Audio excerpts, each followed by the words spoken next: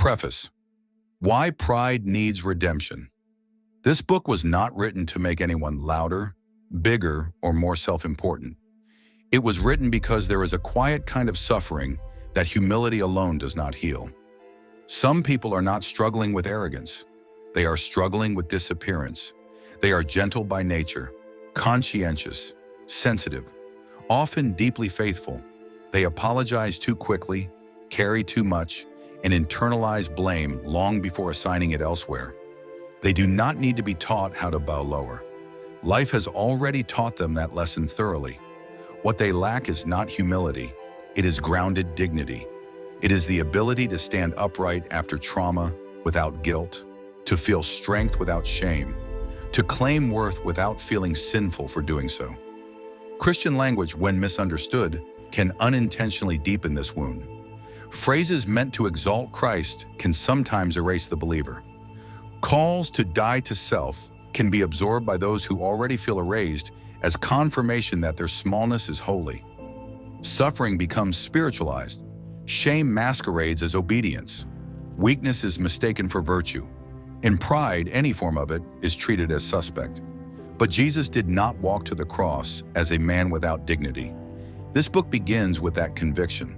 On the final day of his life, Jesus was not confused about his purpose. He was not collapsing inward. He was not ashamed of who he was or why he was there. He experienced fear, anguish, physical agony, betrayal, and humiliation. But he did not lose himself. He did not surrender his identity to the crowd, to Rome, or to the pain inflicted upon him. He carried his cross with resolve, not bravado, with clarity, not collapse. There was no arrogance in him, but there was unmistakable strength. That strength is often overlooked. We tend to focus on the brutality of the crucifixion, and rightly so. But brutality alone does not explain what sustained him. What carried Jesus through that day was not numbness, denial, or spiritual dissociation. It was alignment between who he was, what he believed, and why he was willing to endure what he endured. That alignment produced something rarely named in Christian language, a form of pride that was pure, ordered, and obedient. Not pride in the self, but pride in the mission. Pride rooted in love, not ego. Pride that did not elevate him above others, but enabled him to remain whole while being torn apart. This book names that reality without apology. It also speaks directly to those who live with the aftermath of trauma, especially the kind that does not always announce itself loudly. Trauma that reshapes identity. Trauma that teaches the body to shrink. Trauma that replaces confidence with hypervigilance, voice with silence, posture with collapse. In clinical terms, we often speak of post-traumatic stress disorder, but stress is not the deepest injury trauma leaves behind. The deeper loss is dignity. What if the opposite of trauma is not calm, but earned pride? This book introduces the idea of post-traumatic pride.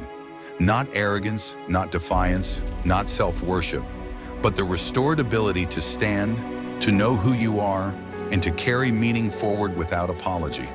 It is the pride of having survived without becoming bitter. The pride of having suffered without becoming small. The pride of refusing to let pain define the limits of your worth. Jesus models this better than anyone. By walking carefully through the final day of his life, hour by hour, moment by moment, this book seeks to recover something essential. The image of a Christ who was meek but not diminished, humble but not hollowed out, obedient but not erased. From that image, a path emerges for those who love him, yet feel lost inside their own brokenness. This is not a book about becoming more dominant. It is a book about becoming whole again. It is for those who have bowed long enough. It is for those who are ready to stand, not against others, but within themselves. And to discover that in Christ, dignity is not a sin, strength is not a betrayal, and pride, when redeemed, can be holy.